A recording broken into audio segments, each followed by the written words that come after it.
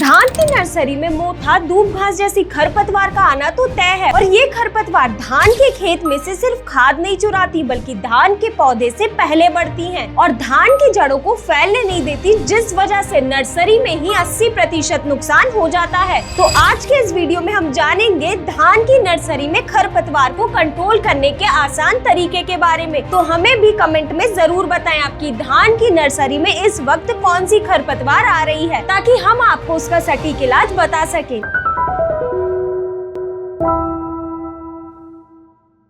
नमस्कार किसान भाइयों, स्वागत है आपका कात्यायनी ऑर्गेनिक्स के YouTube चैनल में। तो चलिए बिना देरी करे इस वीडियो को शुरू करते हैं। सबसे पहले समझते हैं कि धान की नर्सरी में खरपतवार क्यों आते हैं और इससे नुकसान कितना होता है। किसान भाइयों, जब हम धान की नर्सरी के लिए अच्छी तरह मिट्टी को तैयार करते हैं, खाद पानी देते हैं, वो सिर्फ धान की फसल के लिए नहीं होते। उसी जमीन में इन खरपतवार के बीज भी पड़े होते हैं और उन्हें जैसे ही अच्छी नमी और खाद मिलती है वे वैसे ही अंकुरित होना शुरू हो जाते हैं और धान से पहले उग जाते हैं। और अगर एक बार ये खरपतवार धान की नर्सरी में उग जाए तो ये धान के पौधे से बहुत तेजी से बढ़ते हैं। दी गई खाद में से जो नाइट्रोजन, जिंक, फास्फोरस जैसे अन्य पोषक तत्व होते हैं वे धान के पौधे से ज्यादा ये खरपतवार खींच लेते हैं, जिससे धान का पौधा तो शुरुआत से ही कमजोर रह जाता है, पत्तियां पीली पड़ने लगती हैं, जड़ें कमजोर हो जाती हैं और आगे चलकर कल्ले कम बढ़ते हैं। वहीं ये खरपतवार खाद और पोषक तत्व खींच के अच्छी तरह फैल जाता है और पूरी नर्सरी को खराब कर देता है। और किसान भाइयों, जब हम यही कमजोर नर्सरी की रोपाई करते हैं तो इन्हीं के साथ खरपतवार भी हमारे खेत में पहुंच जाते हैं और खेत में खरपतवार उगती है और कई गुना ज्यादा नुकसान होता है। तो इसीलिए हमें खरपतवार को नर्सरी में ही कंट्रोल करना बहुत जरूरी है। अब सबसे जरूरी बात करते हैं किसान भाइयों, धान की नर्सरी लगाने के 10 से 15 दिन बाद ही खरपतवार आना शुरू हो जाती है और यही 10 से 15 दिन आपकी पूरी धान की पैदावार को तय कर देते हैं। अगर खरपतवार कंट्रोल हो गए तो पैदावार अच्छी, और वहीं अगर शुरू में ही कंट्रोल नहीं हुए तो पैदावार में भारी गिरावट। क्योंकि किसान भाइयों, ये बात तो आप भी जानते हैं, अगर खरपतवार को 2 से 4 पत्ती पर कंट्रोल नहीं किया तो बाद में चाहे कितनी ही महंगी और कितनी सारी दवाई क्यों ना डाल लो, असर नहीं करती। और ये मोथा घास तो इतना खतरनाक होता है कि इसकी जड़ों के पास छोटी छोटी गांठें होती है और अगर एक बार आप इस पौधे को उखाड़ भी देते हैं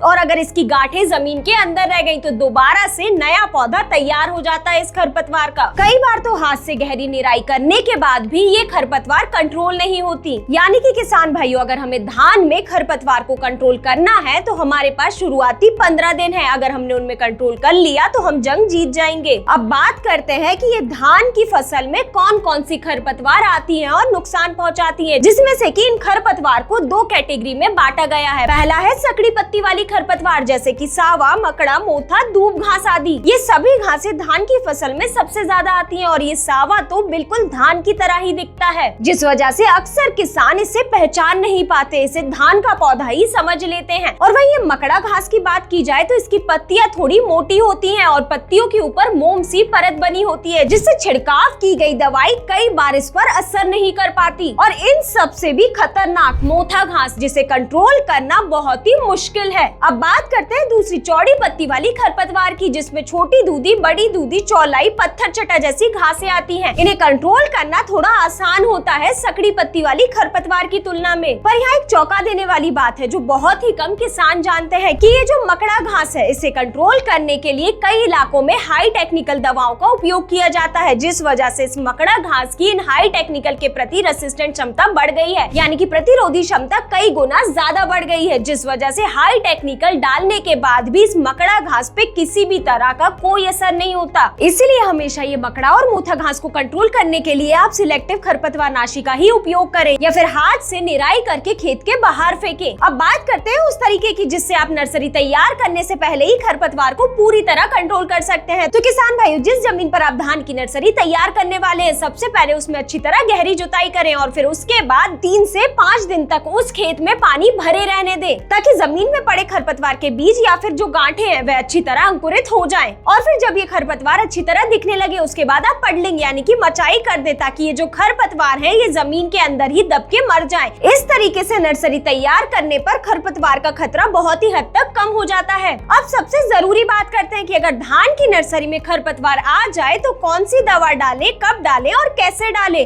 तो किसान भाइयों, जब भी आपको धान की नर्सरी में खरपतवार दिखे तो आपको कभी भी नॉन सिलेक्टिव खरपतवार नाशी का उपयोग नहीं करना है, क्योंकि नॉन सिलेक्टिव खरपतवार नाशी यानी कि गैर चयनात्मक खरपतवार नाशी खरपतवार के साथ साथ धान के पौधों को भी नुकसान पहुंचाती है। धान की नर्सरी के लिए आप हमेशा सिलेक्टिव और सिस्टमिक खरपतवार नाशी को ही चुने, जैसे कि गरुड़ा। ये सिलेक्टिव और सिस्टमिक खरपतवार नाशी है जिसे अगर आप धान की नर्सरी में उपयोग करते हैं तो ये खरपतवार को कंट्रोल करता है, ना कि धान के पौधे को किसी भी तरह का नुकसान पहुंचाता है। और जैसे कि ये सिस्टमिक खरपतवार नाशी है तो ये खरपतवार के पत्तों द्वारा अवशोषित हो जाता है और जड़ों तक पहुंच जाता है, जिससे खरपतवार जड़ से ही खत्म होती है। अब जानते हैं कि हमें खरपतवार नाशी का स्प्रे कब करना है। तो किसान भाइयों, जब धान की नर्सरी 10 से 15 दिन की हो जाए और खरपतवार 2 से 4 पत्ती की हो तो हमें उस समय पर स्प्रे करना है। इस समय पर किया गया स्प्रे का काफी जबरदस्त रिजल्ट देखने को मिलता है। अब किसान भाइयों, धान की नर्सरी में खरपतवार नाशी का स्प्रे करने से पहले इन कुछ सावधानियों का जरूर ध्यान रखें। सबसे पहले नर्सरी में पानी की मात्रा को जरूर चेक करें, क्योंकि किसान भाइयों, धान की नर्सरी में जरूरत से ज्यादा नमी होगी तो छिड़काव की गई खरपतवार नाशी का उतना अच्छा रिजल्ट नहीं देखने को मिलेगा। और वही नर्सरी में पानी कम है तो दी गई दवाई खरपतवार के साथ साथ पौधे पर भी असर करेगी, जिससे पौधे में तनाव आएगा, जिस वजह से धान की नर्सरी में पीलेपन जैसी समस्या देखने को मिल सकती है। तो किसान भाइयों, धान की नर्सरी में खरपतवार नाशी का स्प्रे करते समय हमेशा एक बात ध्यान रखें कि धान की नर्सरी में हल्की नमी हो और पानी खड़ा ना रहे। अब एक और जरूरी बात, हमेशा खरपतवार नाशी का स्प्रे करते समय फ्लैट फैन नोजल या कट नोजल का ही उपयोग करें। रिंग नोजल को आपको बिल्कुल भी उपयोग में नहीं लेना है। अगर आप रिंग नोजल को उपयोग में लेते हैं तो छिड़काव की गई दवाई सिर्फ ऊपर ही रह जाएगी, खरपतवार तक सही से नहीं पहुंच पाएगी। तो हमेशा फ्लैट फैन नोजल या फिर कट नोजल का ही उपयोग करें, जिससे दी गई दवाई सीधे खरपतवार की पत्तियों तक पहुंचेगी और अंदर तक अच्छे से पहुंच पाएगी, जिससे खरपतवार नियंत्रण बहुत ही आसानी से हो पाएगा। अब बात करते हैं उस गलती की जो 90% किसान धान की नर्सरी में ये खरपतवार को कंट्रोल करते वक्त कर देते हैं। वही ये है कि धान की नर्सरी में थोड़ी भी खरपतवार दिखी तो किसान क्या करते हैं, दुकान पर जाकर कोई भी हाई टेक्निकल दवा उठा लाते हैं और उसका सीधे छिड़काव कर देते हैं, जिस वजह से धान की नर्सरी में थोड़ी बहुत खरपतवार तो कंट्रोल होती है, लेकिन उससे भी बड़ा नुकसान धान के पौधों को पहुंच जाता है, जिस वजह से धान की नर्सरी में एकदम से पीलापन आ जाता है और पौधे पूरी तरह तनाव में चले जाते हैं, जिस वजह से शुरुआत से ही बढ़वार कम हो जाती है और कई बार तो धान की नर्सरी में लगे हुए पौधे भी मर जाते हैं। तो किसान भाइयों, एक बात हमेशा ध्यान रखें कि रिकमेंडेड डोज के अनुसार ही आप खरपतवार नाशी का उपयोग करें और हमेशा सिलेक्टिव खरपतवार नाशी को ही स्प्रे करें। और वही किसान भाइयों, कई बार ऐसा होता है कि खरपतवार नाशी का स्प्रे करने के बाद एकदम से फसल झटका ले लेती है, जिस वजह से पीलेपन जैसी समस्या आती है, जिसका सबसे पहला कारण ये हो सकता है कि फसल में थोड़ा सा तनाव आ गया हो या फिर धान की नर्सरी में जिंक, आयरन या फिर सूक्ष्म पोषक तत्वों की कमी हो। तो इसके लिए आप चिलेटेड जिंक को 1 ग्राम प्रति लीटर पानी के हिसाब से मिलाकर छिड़काव जरूर करें। इससे मात्र 2 से 3 दिन में पीलापन ठीक हो जाएगा और फसल दोबारा अच्छी हरी भरी हो जाएगी। साथ ही में आप मिक्स माइक्रोन्यूट्रिएंट सुपर को भी 1 ग्राम प्रति लीटर पानी के हिसाब से मिलाकर जरूर छिड़काव करें। इसमें 6 सूक्ष्म पोषक तत्व होते हैं जो शुरुआत से ही पौधे को अच्छे से मजबूत बनाते हैं और साथ ही में